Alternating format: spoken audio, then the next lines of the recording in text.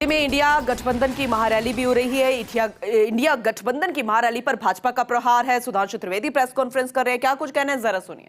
चिपके हैं मोदी विरोध के इश्तेहार और इस सिरे से उस सिरे तक, ये पंक्ति को मैं थोड़ा परिवर्तित करके कह रहा हूं, इस सिरे से उस सिरे तक सब शरीके जुर्म हैं। कोई तो जमानत पर रिहा है और कोई है फरार। दूसरी तरफ इसी राष्ट्रीय राजधानी से थोड़ी दूरी के ऊपर मेरठ में प्रधानमंत्री श्री नरेंद्र मोदी जी की आज रैली होने जा रही है।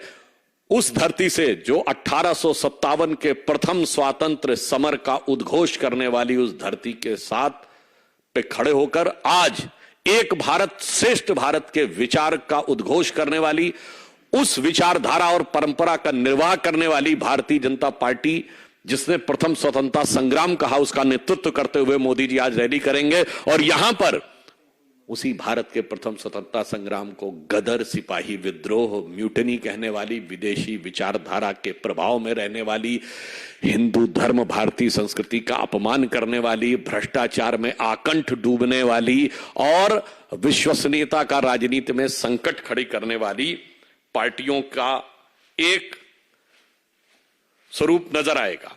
एक तरफ वो दल हैं जिनके लिए सिर्फ और सिर्फ अपना परिवार है, और एक तरफ मोदी जी के नेतृत्व में हम हैं जिसके लिए 140 करोड़ देशवासियों का परिवार है। और वैसे हमारे धर्मशास्त्रों में कहा गया है, व्यसन की मित्रता बहुत अच्छी होती है, बहुत प्रबल होती है, दुर्गुण की मित्रता।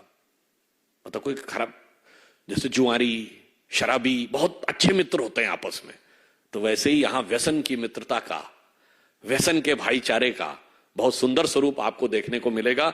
और इसलिए मैं अंत में सिर्फ यह कहना चाहूंगा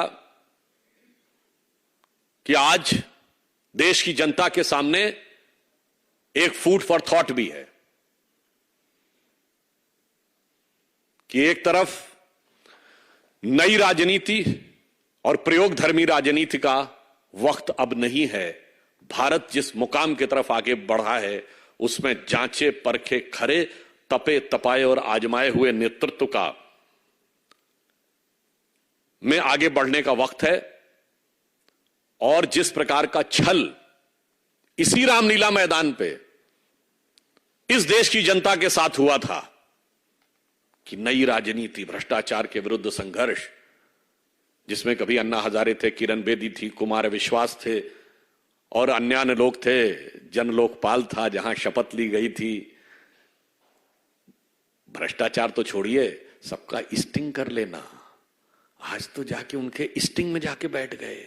जो कहते थे सब मिले हुए हैं जी, सबके साथ मिलके जाके बैठ गए। तो मुझे लगता है कि एक तरफ वो था और आज जिस प्रकार के महारथियों के साथ आकर खड़े हैं, तो मुझे लगता है कि शायद उनके लिए वो पुराने गीत की एक पंक्ति कही जा सकती है कि रहते थे कभी जिनके दिल में ये जान से भी प्यारों की तरह, बैठे हैं उन्हीं के कूचे में पर आज गुनहगारों की तरह।